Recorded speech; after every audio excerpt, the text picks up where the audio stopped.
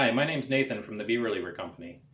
We're putting together a series of short videos to help you learn some tips and tricks about how to use your Bee Reliever kindling cutter. I hope it's helpful to you, and thanks for joining me.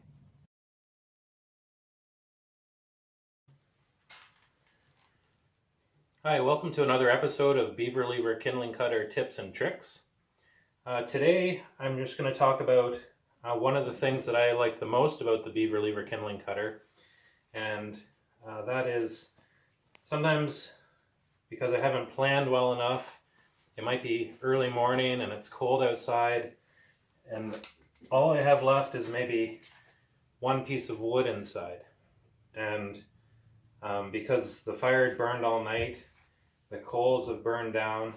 Now in this case, if I threw this piece of wood in there, it would start no problem. But let's say I just had a few coals and I knew that if I threw a piece of wood in there, that it's not going to light, or it'll smolder for an hour and maybe it'll light, maybe it won't. I just need a couple pieces of kindling from this to help my cause. So what I have is a piece of wood that I actually pointed out as something to stay away from in an early episode, and I still maintain that. But because I know the limitations and what the Bee Reliever can do, and I'm familiar with this wood grain, I think I can get a couple pieces of kindling from this that will help me out. So this is maple. It's actually going to be fairly messy when I cut it.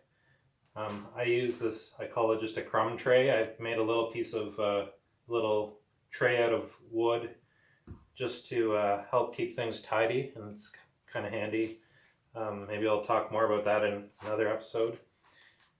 So it'll be a bit messy. Other problems are that it's not square cut. If you remember from that episode, it's not square cut, so that does cause some problems. But I'll just walk through what I would do to use this piece. So firstly, grain is a problem because there's a knot here and it's got some curvy grain. But I noticed that on this side, it's actually fairly straight. I could follow a cut all the way down on this side. So that's what I'm eyeing up. And also it's fairly narrow on that side, so I'll be able to get it nice and close to the Bee Reliever uprights. So that's what I'm going to go for, a piece or two from here, just to lay on the coals to get this thing going. So because of that cut not being 90 degrees, when it sits down, it's going to sit on an angle. So the way to deal with that is I'm going to take the part that's lower and put it right up against the uprights. So I'm not going to let it lay down on its flat edge because that'll send it like that, but I'm going to prop it up so that the low point is going to be right in line with the cut. That means I do have to hold it in place, but once the blade's got some pressure on it, it'll hold it there. So there's my first cut. So I'm just going to show you what I've done. Normally I would just leave it in there and rock it back and pivot it, but you can see I'm not taking a very big piece. You can't take a very big piece, especially with hardwood. And if it's too hard, just take a smaller piece until you get something that will work. So again, I'll pivot the blade, move it down.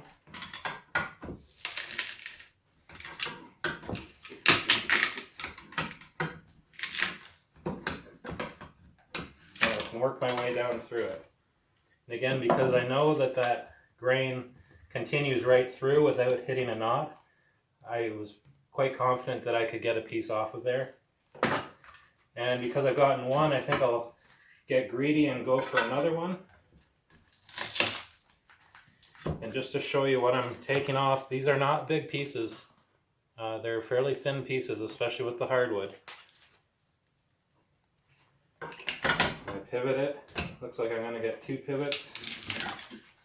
And I work my way down through it.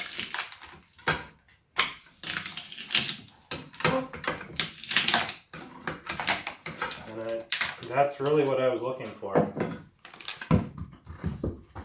I might throw a couple of these little guys aside for another day.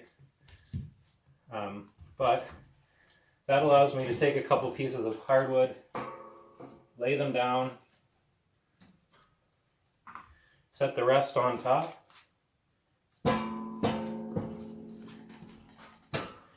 and when I am short on coals in the morning, that sometimes will make all the difference to get my fire going. So there might be a little bit of mess with that, with the bark, and I couldn't get kindling from anywhere on that wood, but I knew I had that one edge where I could get some, and so I was happy to use it. And so that's just one example where you might not have the perfect piece, but with some knowledge and some effort, you can really make the Beaver Lever kindling cutter work for you and make your life easier, especially in the morning when you're low on coals and you don't want to go outside. Thanks for tuning in and have a good day.